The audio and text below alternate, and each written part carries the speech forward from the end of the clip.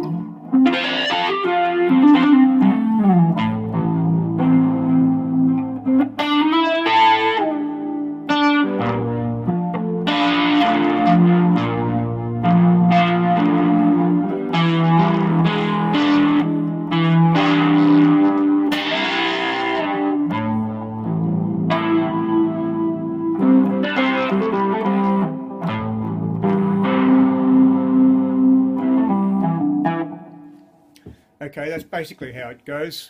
You can add your own variations, and I've done a slight variation there. I'll just turn the distortion down a little so that we can listen to it more clearly. Now there's a couple of places where you may see videos showing this a little bit differently. It starts off using bar chords or partial bar chords. The first one is either A minor or A minor 7, whichever you prefer. I like the sound of A minor 7. So my first finger is all the way across the neck. My third finger is up on the 5th string. That's a bar chord A minor 7.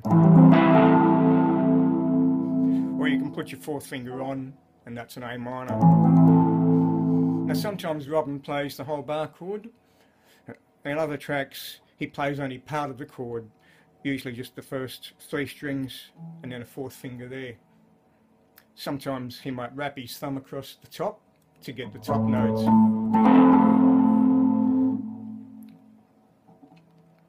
In this song it starts off where he plays all of the strings, so you can hear all of the chord. The second bar chord is on the 10th fret. It's the same shape. Up here it's called a D minor, or D minor 7, depending whether you put your little finger on or leave it off. And in both these places he uses hammer-ons to give extra notes. Up in the 10th fret, when he uses the D minor 7, he'll hammer on this note here and those two there, so you get this sort of effect.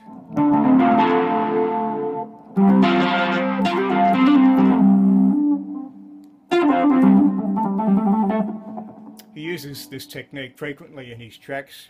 In this particular one, when he's used it up on the 10th fret, he slides back after landing on this note and goes back to the first chord, the A minor 7.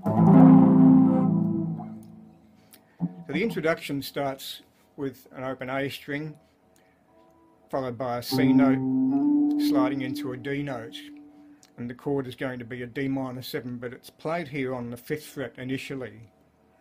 So it goes, and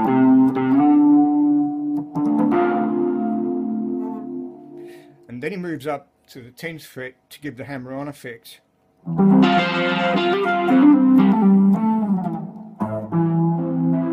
slides back to the 5th fret. I'll just do that again. So we've got the introduction. And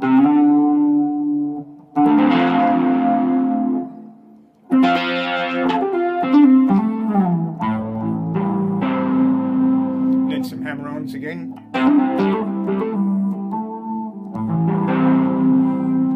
And again.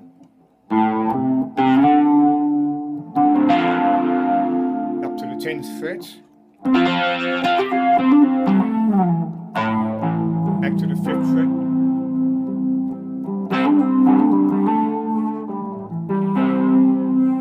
And again. Up to the 10th fret.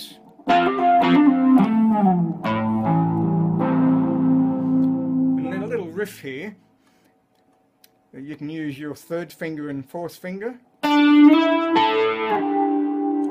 Or you might want to change to use your 2nd and 3rd fingers. It's probably preferable to try to learn it with your 3rd and 4th. So that sounds like this.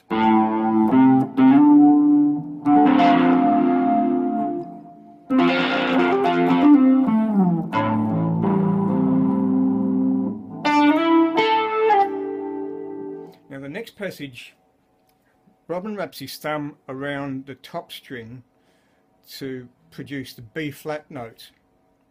The chord is called B flat major 7, and on other videos on YouTube you'll see it played up here on the 1st fret. It's the same chord. The thing is that we're already playing chords up around the 5th fret in this passage, and it's inconvenient to have to go back to the 1st fret to do this chord, and the next chord is going to be up here anyway. So if you can learn to do it here, it's probably easy. Now I'll just take my thumb off so you can see what notes we've got in this chord. It's actually the same shape as an A minor chord up here. So imagine the A minor shape up here. This is up on the 6th fret. My 1st finger is on the 6th fret. Wrap around the thumb on the top to produce the B flat note here. And then add your little finger. Now that chord up on the 1st fret would be an A minor or a C6. So it's basically that pattern, and then put the bass note over the top, and that's your B flat major 7. Sounds exactly the same as the one played on the 1st fret, but it's more convenient to do it up here if you can. Now the next passage after the B flat major 7 is an unusual chord. Well, the chord itself is fairly straightforward and a lot of people know it. Jimi Hendrix played this chord a lot. Now that's an E9. If you put your little finger on the 2nd string up, it's got a sharped note added to it.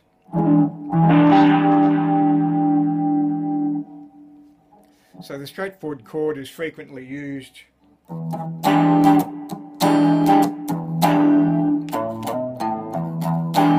That's a Jimi Hendrix sort of a feel. Robin adds a couple of lead-in notes to it, so it goes like this.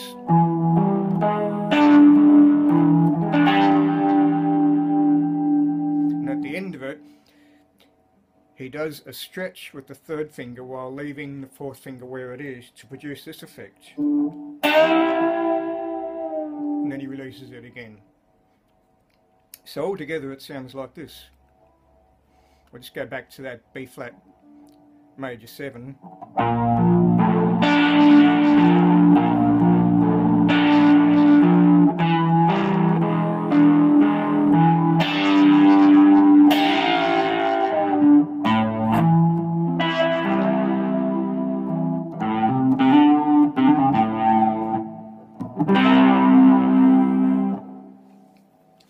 just do that again. So we're playing on the 5th fret.